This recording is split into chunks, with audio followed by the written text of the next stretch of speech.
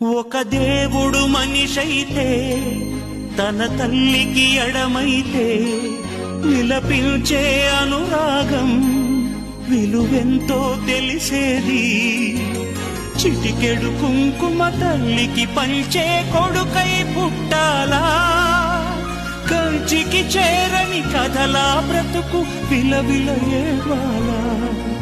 7 అడుగుల జీవితమా ఇది దేవుడి శాసనమా, ఏడ్పించే నాగతమా ఓదార్చని జీవితమా.